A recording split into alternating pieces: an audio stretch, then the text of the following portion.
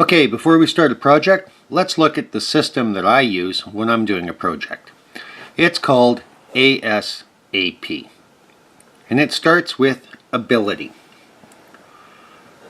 Safety, then safety, appearance, and performance.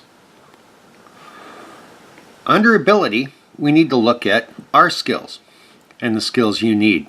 In the case of the projects we're about to do, all you need is the basic ability to use hand tools. You need to be reasonably organized, have basic computer skills, searching the internet, making yourself notes, things like that. You need patience. Things aren't always going to go well. When they do, great. When they don't, you have to figure it back out again. And you need to stay focused. And this is particularly important because most projects fail from a lack of focus. You need to know what you want. You need to have a plan on how you're going to get there. You need to understand the budget, the number of dollars you need, and you need to stick to it. And it's much the same with determined. You have to be determined to finish the project.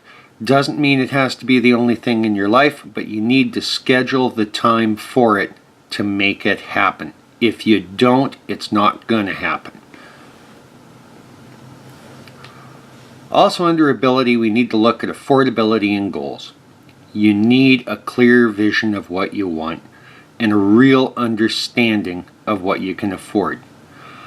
What's really important is you need to understand the limitations of both your skills and your budget. You're not going to get a 9-second drag car or a championship show winner with beginner skills and a small budget. You've got to be real. What you will wind up with is a nice car that drives well, that you can have fun with, take it out to show and shines, take it out to smaller car shows, get lots of compliments when you're driving it around, and you have a good base if you decide to go farther. Also under the heading of ability is tools. So now it's time to take a look at the tools you're going to need that I'm going to use while we're doing this project. Okay, here's the basic tools we're going to be using. Now I have lots of tools, but there's no point in showing you how to start off and then digging into my big toolboxes and using all the fancy stuff. That's just not fair and it's not accurate. So this is what I'll be using. It's an old fold-open toolkit that I got for one of my kids, and it has hand wrenches in it, both metric and standard. Metric up to 17, standard up to 7/8. Sockets in half and quarter drive, both metric and standard, as well as a selection of screwdrivers, pliers, wire cutters, crescent wrench, good old hammer, and to it I've added a couple of stubby screwdrivers that you can see on the left hand side, as well as a utility knife. That's the basics. If you've got that, you'll be able to do what we're going to do in this this series of projects. Now to the right of that, you're going to see some extra tools you need. An orbital sander, sanding block. Beside the sanding block is a round piece of foam insulation, because they're great for getting sandpaper on and getting into curves and corners. A board sander, it's just a plastic one, inexpensive. An electric drill, a plug gapping tool, and a feeler gauge. Scissors, butter knife, because it always seems you need one. A toothbrush for cleaning up small parts. A small screwdriver for adjusting carburetors and things like that, as well as a hacksaw that will get way too much use. What's nice about all these tools is if you get into an automotive project, you finish your project and decide you don't want to go any further, you'll use them around the house forever. They're all useful for more than just this project. Now, cost-wise, you can get a fold-open toolkit similar to this one for around $100 at any of the big box stores or discount stores. The sander and the drill I bought at garage sales. And the other bits and pieces you can get in all kinds of different places, and you don't need to spend a lot of money to do it. All up, everything I'm going to show you right now, you shouldn't be into for more than a couple $100. And as I said, it's all stuff you'll continue to use later. Now, the other thing you need are drain pans and buckets. Okay, anytime you're draining something or playing with fluids, you need a way to catch them. A bucket, like the orange one I'm using. The drain pan is actually an old roaster that'll hold 5 liters, so it's good for oil changes. And the plastic containers on the right are purified water containers. We use that in the house for drinking, and I collect them up and cut them open and modify them and change them for use in catching fluids. The other components you'll need: lots of small containers for putting your parts in and labeling them when you take them off. And very important is jack stands, at least 2. And with those jack stands, unless you're only working on nice level concrete, you need a piece of wood like I'm showing, around 1/2 to 3/4 of an inch thick, that's big enough that the jack stand can sit on and safely distribute its weight so it doesn't sink in. Because a jack stand, even on blacktop or asphalt, on a hot day will sink in, and that creates a tipping hazard for the vehicle you're working on. You always need 2, so you can get the front end or the back end up. I have 6 or 7 kicking around. I'll only be using a couple for these projects because I want to show you how it can be done. You also need a bunch of short lengths of 2x4 and things like that you can use for wheel chocks and blocking, little things like that. And a big chunk of that is safety, because you don't want to jack a vehicle unless you've got wheel chocks behind it. 2x4s, make an old 2x4 a foot long, makes a great piece for that. And if you're trying to hold up a piece of exhaust, or you're working on something and you need something to hold it off, and a stack of old lumber works really well. And you don't need a ton of it, just a little bit. Jack stands I tend to pick up at garage sales, just the way I am. But they're also inexpensive, and picking up a couple is not going to break the bank. If you can afford it, a proper floor jack is also a great piece to have. They cost about $100 to $150 for a 3-ton. Always buy the better one. But if you can't afford it, you can make do with the jack that comes with your vehicle and use it exactly as described in the owner's manual. We always have to think safety first. So that's it for the tools you require. Anything else we're going to pick up along the way. Flexible sanding blocks for some chores, sandpaper, we will be using probably some sanding discs, all that kind of stuff we'll pick up as we go along. It's inexpensive, and we'll build it into our budget so that when it's done, they're used up, and you know where to get more. Doesn't take up a lot of room. So those are our tools for this project. Now we'll move along to the next step. Seems like I'm always forgetting something. To add on with our tools, you're also going to need a trouble light. I have a reel mounted one because I try and keep my garage clean and just to use for cars. It doesn't work that way, as you can see. But a trouble light is a really important piece, as well as a good flashlight. That'll sum up what we need when it comes to tools. Now we'll move along to the next part. Now the next piece of the puzzle under ability is a place to work. And in just a second we'll show you our work area. The big deal here is I don't want to give you false impressions. We're doing this in the same kind of place most people start out working.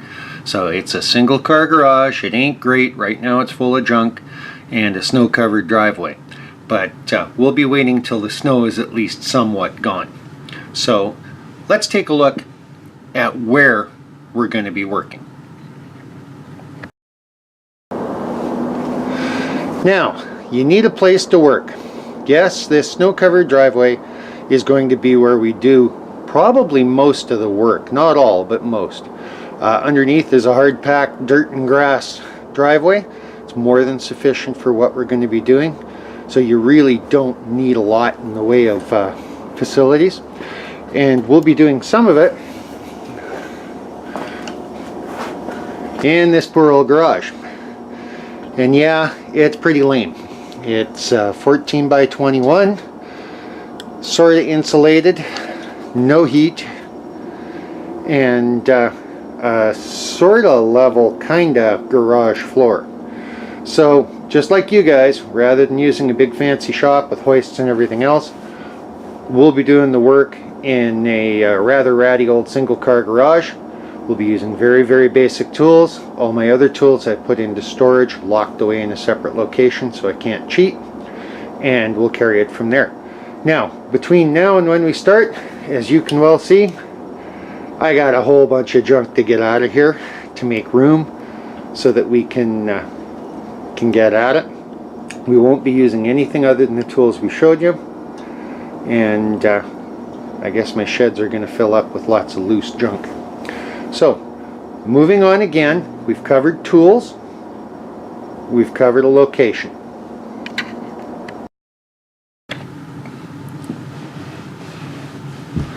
So, we finished with ability. We've talked about all the things that revolve around that, from the skills you need through to a place to work. So now it's time to move on to something that in a lot of ways is even more important, and that's safety.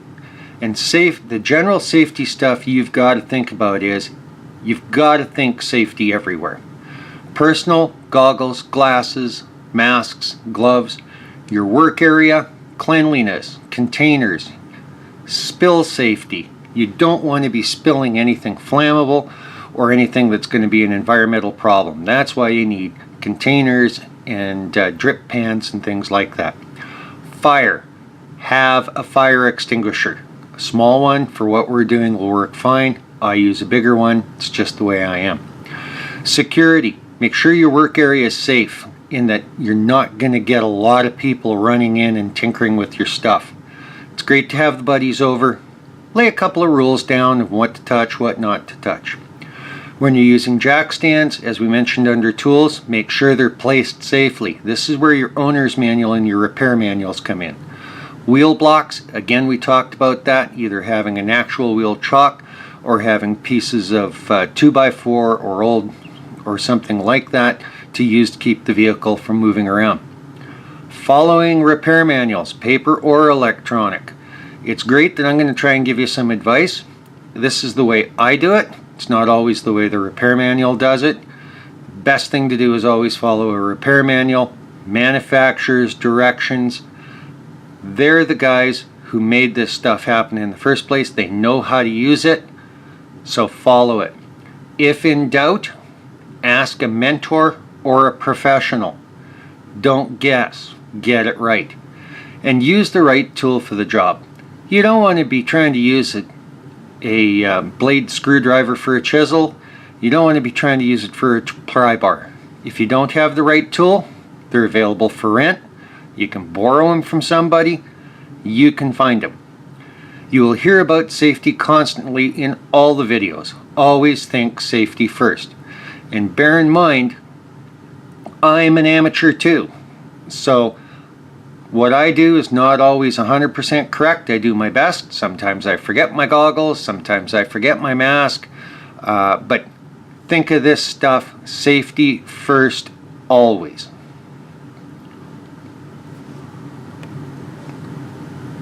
And safety first when it comes to the vehicle. In all of our planning, it's going to be safety repairs first.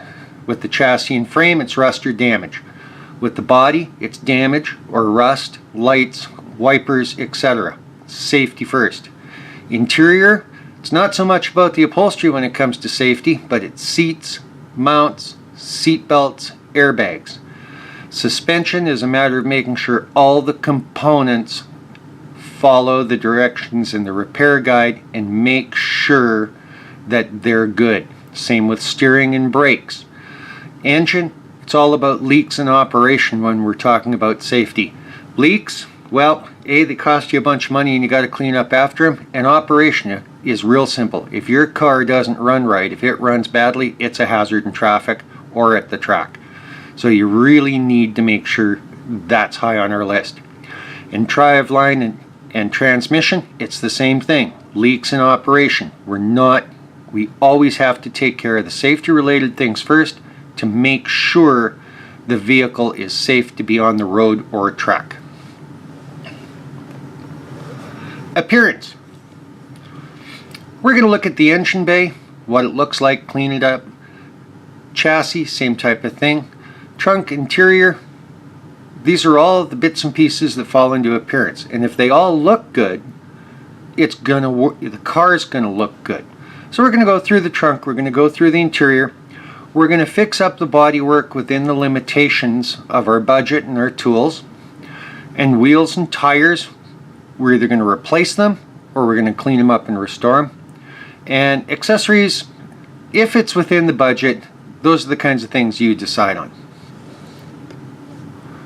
Performance.